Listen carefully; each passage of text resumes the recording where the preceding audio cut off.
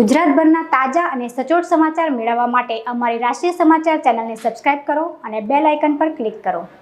Mahidharpura police પાસેથી મળતી માહિતી મુજબ સુરતના મોટા વરાછા મીરા હોમ્સમાં રહેતા મૂળ અમરેલીના લાઠીના વતની તુષાર દીપકભાઈ નારોલા મહિધરપુરા હીરા બજારમાં હીરા દલાલીનું કામકાજ કરે છે।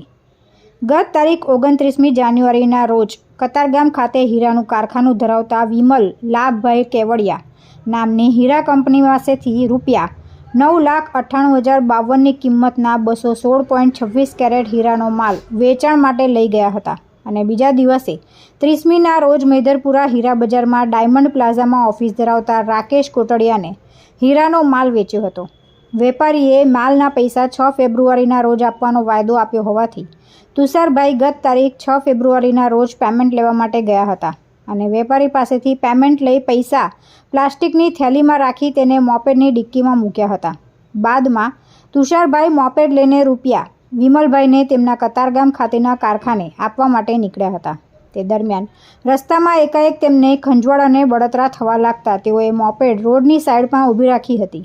જોકે આ દરમિયાન એક અજાણ્યો ઈસમ તેમની પાસે આવી તેમને શું થાય છે તે પૂછ્યું હતું। તુષારભાઈને તેમની સાથે વાત કરી નજીકમાં રહેલી આલુપુરીની દુકાનેથી પાણી લાવી આપ્યું હતું, જેનાથી તેઓ મોઢું સાફ કરતા હતા। તે દરમિયાન અજાણ્યો નજર ચૂકવી મોપેડની ડિક્કીમાંથી રોકડા 9,98,052 ચોરી કરી નાસી ગયો હતો।